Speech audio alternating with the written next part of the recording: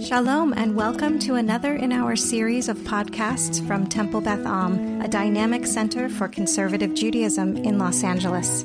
This is a recording of a Shabbat teaching by Rabbi Rebecca Schatz. This parsha, Vizot HaBracha, which we're going to learn a little bit about today, is the last parsha of the Torah, but it's very rarely read a lot, right? There are some years where it's probably only read twice. I'm not great at math, so that might be wrong, but I'm pretty sure that at minimum it's read once, obviously, but I think it can be read up to 3 times, like this year where it's being read this Shabbat afternoon, next Shabbat afternoon, and then we also read it on Simchat Torah as the conclusion before we read Breshit. But there are some years where the Torah reading days don't line up in such a way that we would even read it that many times. So it's definitely a parsha that we do not read on Shabbat. So no one can say, I guess if they had a bar bat mitzvah on Simchat Torah, maybe they could say this, but they definitely didn't have a Shabbat bar bat mitzvah and read Vizot HaBracha as their parsha. And it's a really interesting thing that there are some years that we also don't read Breshit on Shabbat, just depending on how the cycle works out. This year happens to be a Shabbat where we do, a year that we do. But it is interesting that the first parsha and the last parsha of our Torah don't get as much.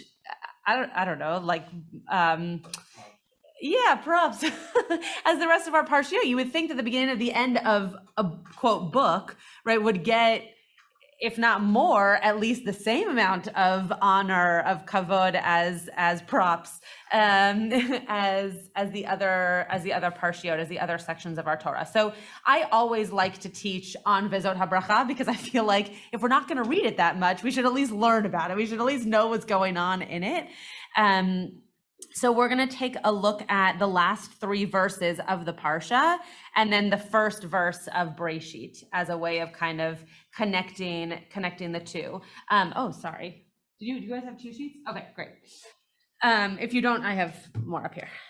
Okay. So this is not how I like to teach, but because we have people on Zoom, I'm going to do all the reading, but people should feel free to ask questions, raise your hand, etc. But I'm gonna read the actual verses. So, okay, Deuteronomy 34:10 says, "Velo kam navi od beYisrael kemoshe," and there didn't arise another prophet like in Israel like Moshe. So, after Moshe's time, there was never again a prophet like him who rose in Israel. Asher yadaos, Hashem panim el panim, who God knew face to face. I recognize that the translation is who God singled out face to face, but yadao is that he knew him, right? That he had some kind of intimate knowledge of him, not just his name. He wasn't just an acquaintance, but he actually knew him intimately. And then it's kind of duplicated in saying panim el panim, right? That's just, it's a way of saying that yet again, that not only was this an intimate relationship where God really knew Moshe, but they also knew each other face to face, which was not the type of relationship that God had with other people in our Torah. So what are some questions that you have just about this verse? That there was not another prophet that rose in Israel like Moshe, a person who knew God intimately face to face, or who God knew face to face. Yeah, Irv. I saw that. Yeah. What the why of what though? Why is Yeah, great. So why? First of all, why does it need to say that? And then also, what's the factual need behind knowing that there was not a prophet who lived like Moshe ever again for Israel? You want to answer your own question? Okay, so maybe he was a freedom fighter, and so there was no one else like him who rose to be a leader of Israel. That is definitely an interesting answer. Other questions? Yeah. Oh, interesting. So maybe the need changed because, as Jason said, there was no more slavery. They had left that world, so now they didn't actually need a leader like Moshe had been to lead the people because they're in a different situation. Yeah, very interesting. I hadn't thought about that, Marshall. Right. Great. Great. And this is also saying never again, right? So if we read the Torah linearly, which scholars of Torah don't, but if we were to read the Torah linearly, we would think of Abraham as coming before Moshe, even though what we're actually supposed to do, and we illustrate this in ritual on Simchat Torah, is that we actually end the Torah by then beginning the Torah, right? We make sure that there is no end and no beginning. But as Marshall pointed out, like, wasn't Avraham also a prophet? But if he didn't live at the time of Israel, maybe there is something specific about Moshe being really the prophet for the people Israel. Do you want to follow up? Yeah. Yeah. Yeah. Good stuff, honey. You want me to bring it to you? Can you mute them? Yeah. So ode, right. So what Marshall is saying is that here there is this word ode that comes after the word navi, right? Ode be'Israel. So that there had been yet could be a translation, or that there wouldn't be another one, right? Ode is like is additive, right? That there wouldn't be again, or there wouldn't be another. Yeah, I think you could definitely drash it to mean that there hadn't been yet, for sure. Yeah, right. Right. So it is possible that all the Torah is saying, very simply, though I'm not trying to say that what Erb's statement was a simple one, but just very kind of pshat, the basic understanding of this could just be there was no other guy like Moshe, right? Moshe was Moshe, Abraham was Abraham, Jacob was Jacob, and there was no other guy like Moshe because Moshe was Moshe. Bob, did you have something to say? No? Okay. Others? Okay, so we're going to go on to the next verse. Just remember, this is 3 lines before the Torah ends, right? So if someone is reading the Torah linearly, this also isn't super hopeful, right? Well, actually, let me take that back. It could be very hopeful, or it could be not hopeful at all, right? It could be very hopeful that we just experienced a leadership style and a leadership opportunity like Moshe that cannot be exceeded, right? He did the best job. No one's going to do any better than he does.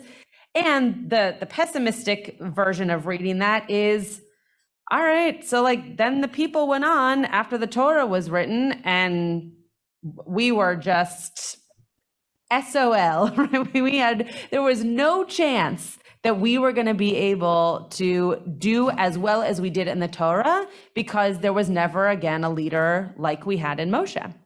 Hold on, Gary has something to say, and then Bob. Yeah. What about the Messiah? I mean, essentially, Moses was the Messiah of those days, and hopefully we'll have a Messiah that would do what Moses wasn't able to do. Mm-hmm. And so there's another side of that. Yeah, I don't know that Moshe was ever seen as a messianic type figure. I think that people who want to see the Messiah as being a leader in the future of a people into a messianic age, for redundancy's sake, that might be similar to what Moshe did in terms of bringing the people into Israel, for sure.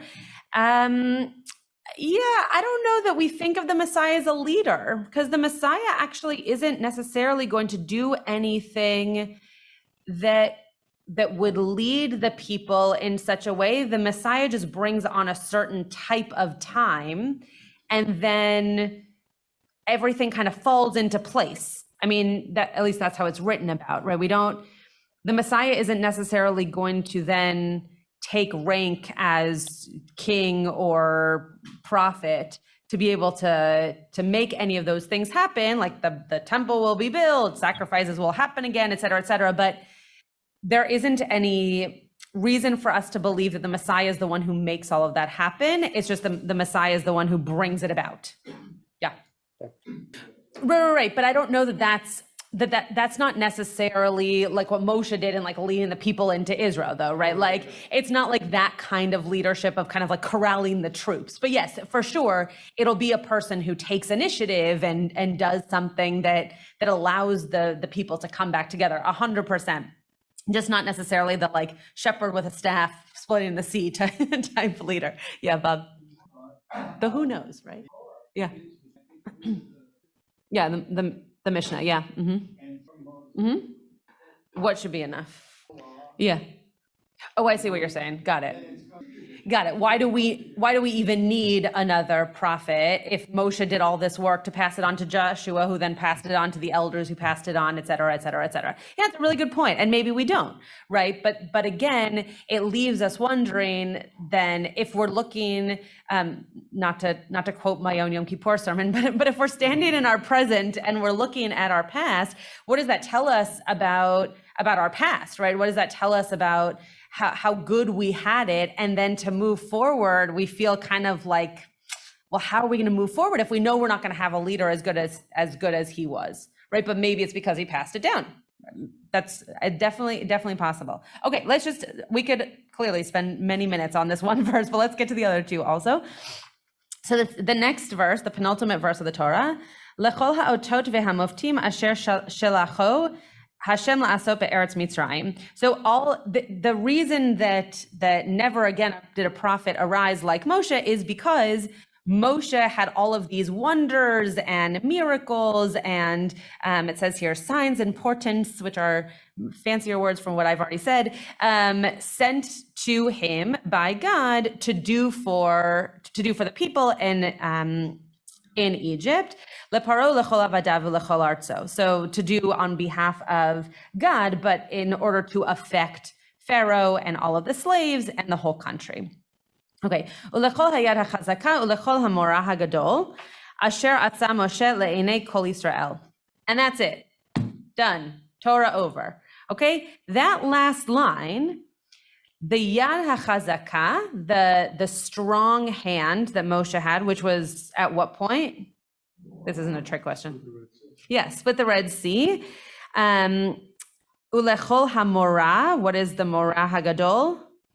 Revelation, right? So receiving the Torah, being in awe of God, that Moshe did it says le'enei kol Yisrael, like literally in the eyes of Israel, that they were able to see what's happening to Moshe. So what are the categories here that really that are qualifying Moshe for being this amazing leader that we're never going to have again?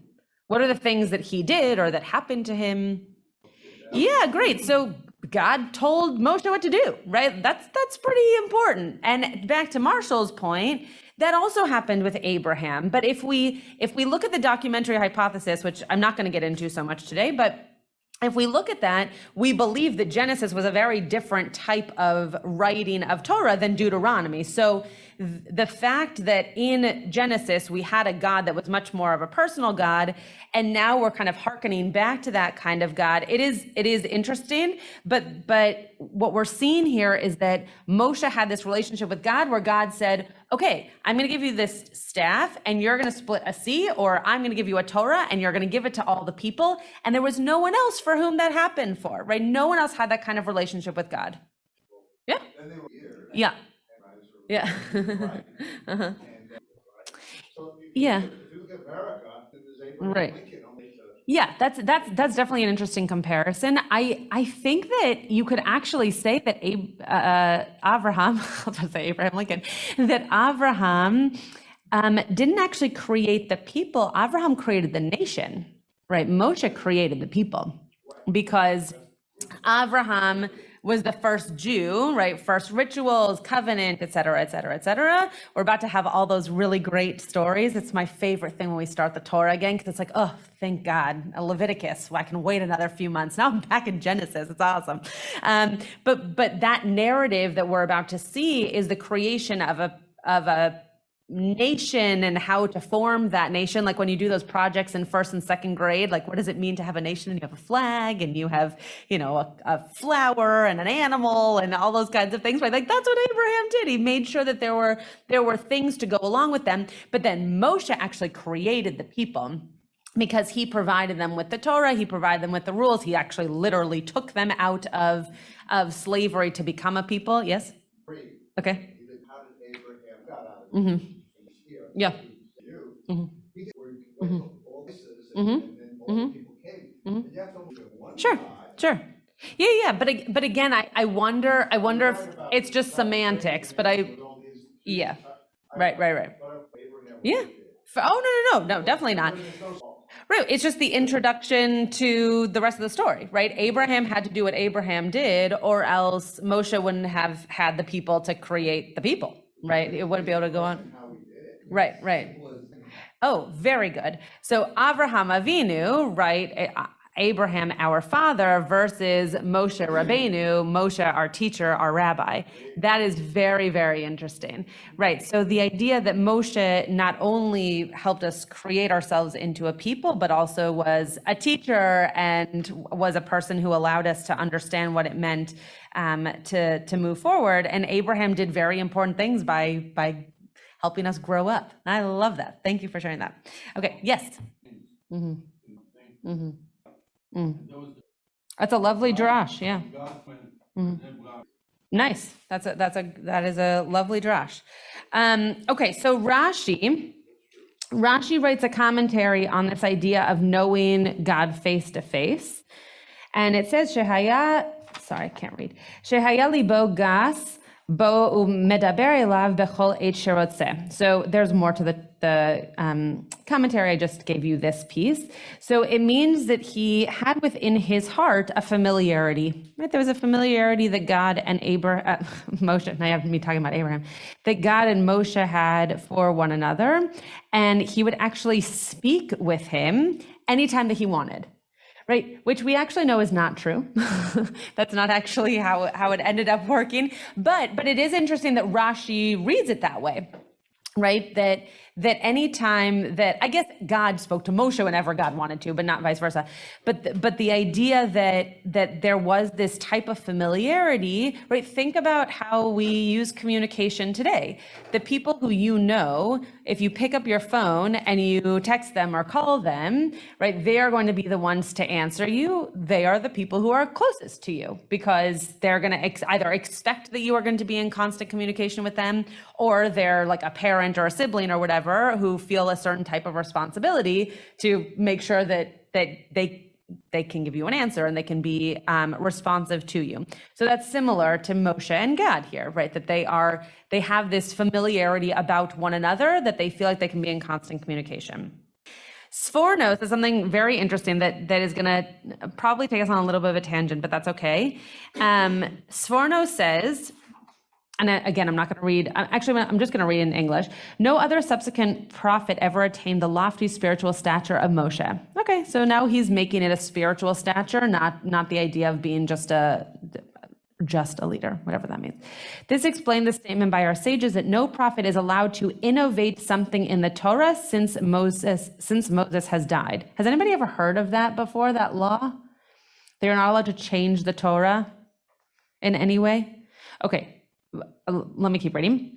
This statement also explains the rule that no rabbinical assembly may invalidate a decree by another such rabbinical assembly which had preceded it, unless it could be proven to be more competent and considered of a greater number than the rabbinical assembly who had originated said decree.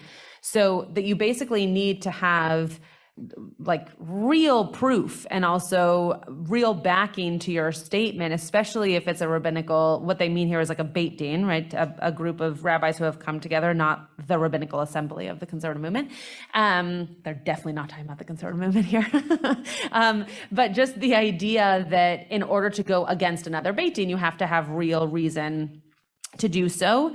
But I want to focus actually on the first part, which is that you can't change something. They use the word innovate, which I think is very interesting because they're not talking about erasing, they're talking about modifying, right? About being creative, about changing something so that it's more meaningful. And you're not allowed to do that since Moshe died. So I brought you the Gemara that it's referencing here, Shabbat 104. And it says here, again, I'm just going to read in the English for time's sake. The Gemara rejects this. And is that reasonable? So rejects that statement. Isn't it written, these are the commandments that the Lord commanded Moshe to tell the children of Israel at Mount Sinai. That's from Leviticus. It's from a few chapters back.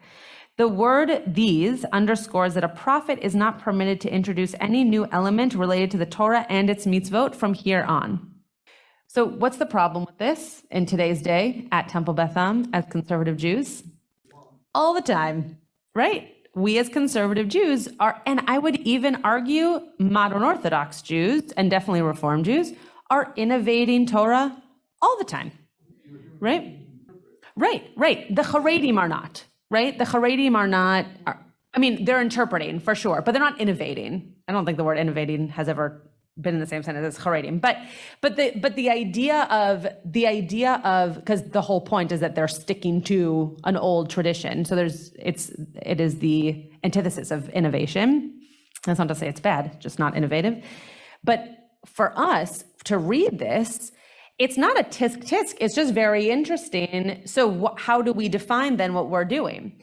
If we are a lawful denomination of Judaism, and if most denominations of Judaism are innovative, then how are we getting around this? How are we getting around this idea that because there has never been a leader since Moshe, that we were not supposed to then touch anything that Moshe did, because then we would assume that we are better than Moshe, right? We're putting ourselves in those shoes that make us better than this leader who our Torah is telling us there will never be, there was never another leader like him. So how do we get around this, do you think? I don't actually have an answer. I'm just curious what you think. I see like half hands, yeah. Sure. So I don't think that the Gemara is innovating, right? The Gemara is definitely interpreting and is teaching based off of the Mishnah, which then comes also from the Torah if we're going backwards. And then from the Gemara, from the Talmud, we then get the Shulchan Aruch, which are our laws. The innovation comes from those laws beyond, right? So the Gemara, I don't think is necessarily innovating if we want to just translate the word innovation as being creative with something, because it's all discussion around the written Torah. It's all discussion around what had happened in the actual 5 books of Moses and the prophets.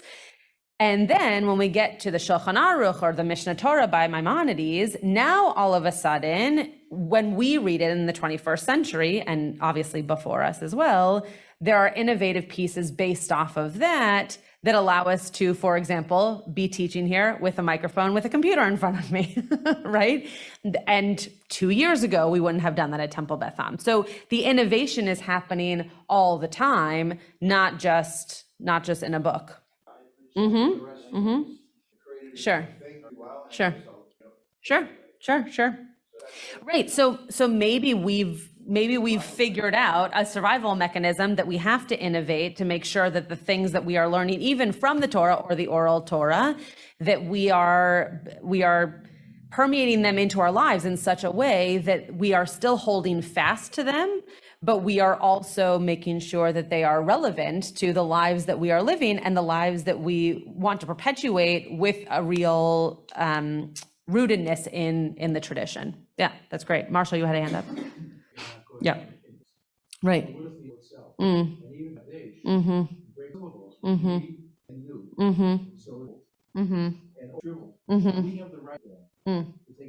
Beautiful. So just the general idea that it's not changing something, but we're making it new for ourselves, which allows it to be something that we can then connect to in a way that we wouldn't be able to connect to it if we were just doing it the way that it was written hundreds or thousands of years.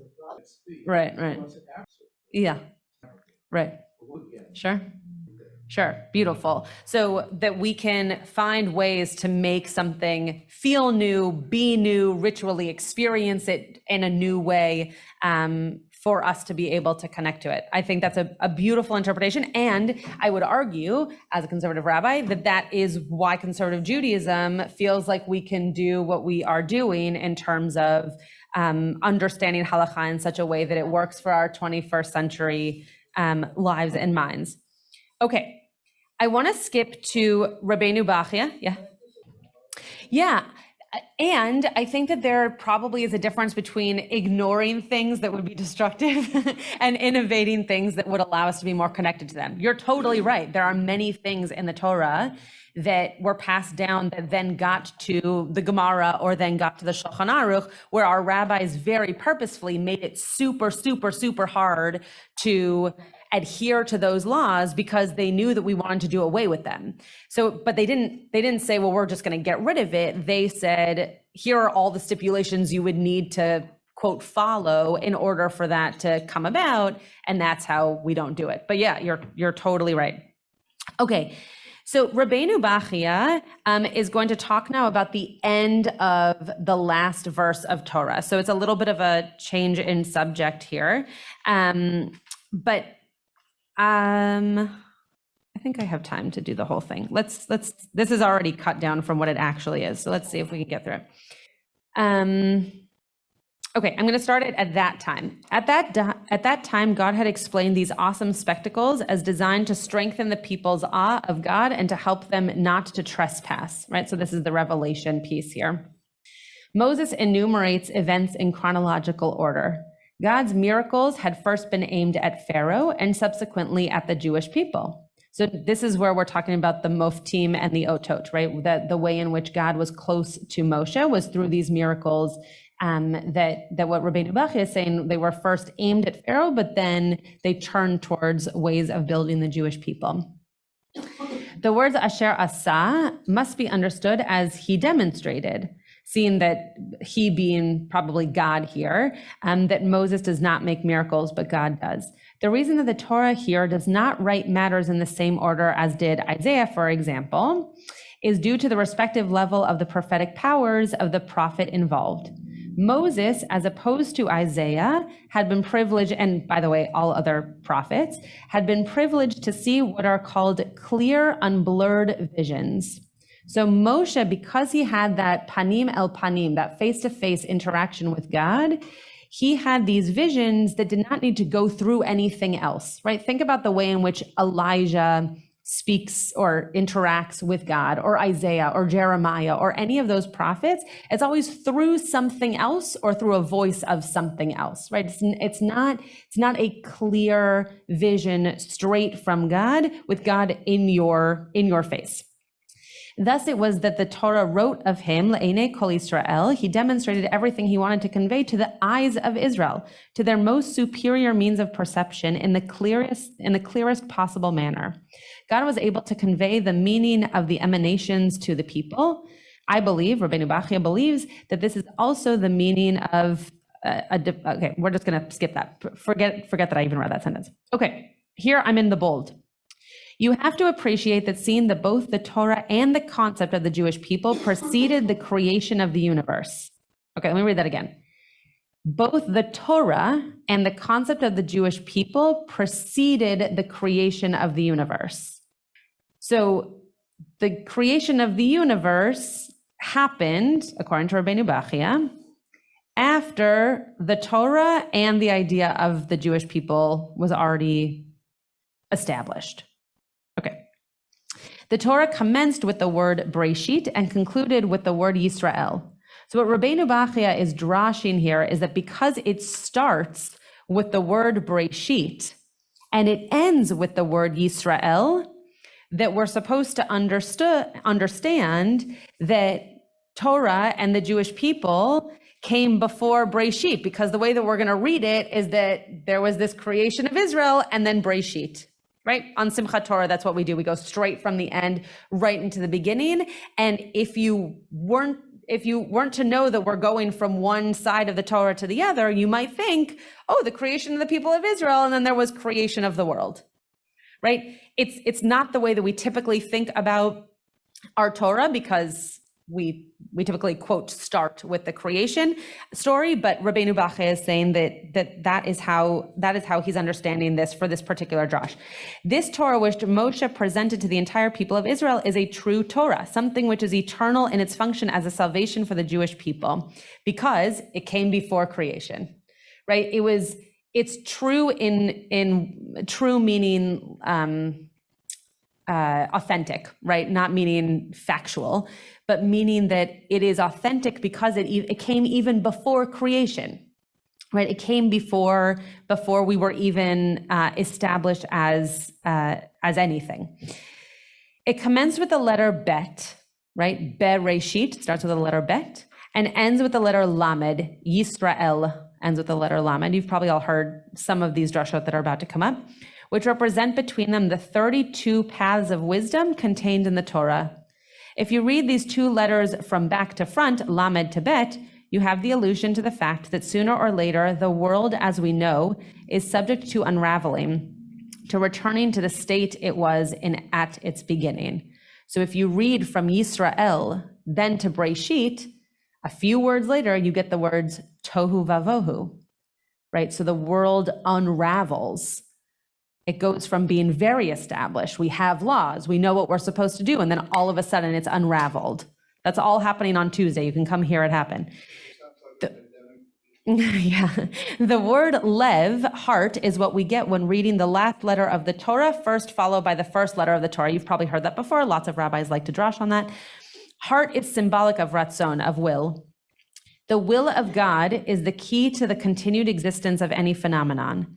The last letter in the Torah, the letter lamed, is the tallest of the letters in the Aleph Bet, and it points in the direction of the root of the highest tree, the one from which all existence, which we are to witness, emanates, and which will also be the one causing it to terminate when the Creator so desires.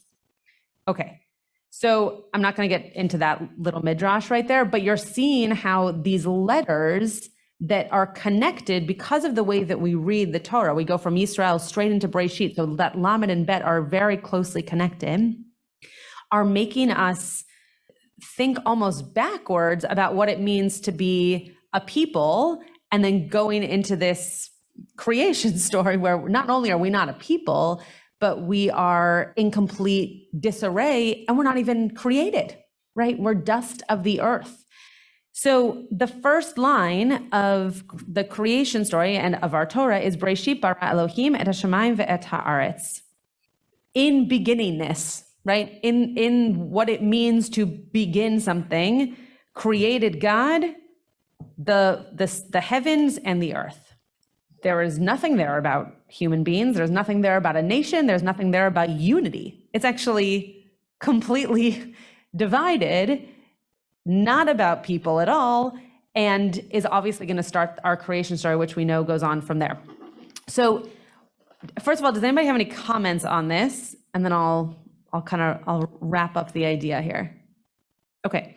So what I wanted you to be able to think about is that similar to how we think about the word matzah, right? You've probably also heard this, Josh, that there's a teeny tiny second of time that matzah goes from matzah to chametz, right? If it's any longer than 18 minutes, it becomes chametz. And that's why there's a little teeny tiny gap in the hay, right, of matzah, because you have only a teeny tiny little bit of time before it becomes something completely different. That's how we're supposed to read our Torah. We're supposed to read it with not even a second of difference in between when we were a people and when we began, because we're supposed to recognize that the two are actually really connected.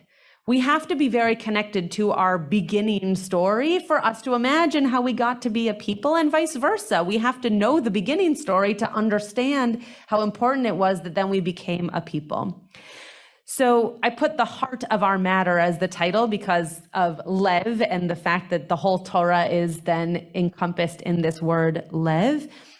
But I hope that you're also able to take this to heart as you hear the Torah start again on Tuesday, that you're able to think about what are those split seconds that allow us to recognize being a people to our creation and vice versa, and what are the fragments that could have gone wrong or had to go right in our Torah for all of this to happen such that we could be a people, or such that creation could happen. So just food for thought. I hope that it was interesting and something that you will be able to take with you in all of the spaces where you're not hearing V'zot HaBracha in the next few days. But if you would like to hear V'zot HaBracha again, you can come next Shabbat afternoon, and then you will be able to hear it on Simchat Torah as well on Tuesday. You have been listening to another in our series of podcasts from Temple Beth Am, a dynamic center for conservative Judaism in Los Angeles.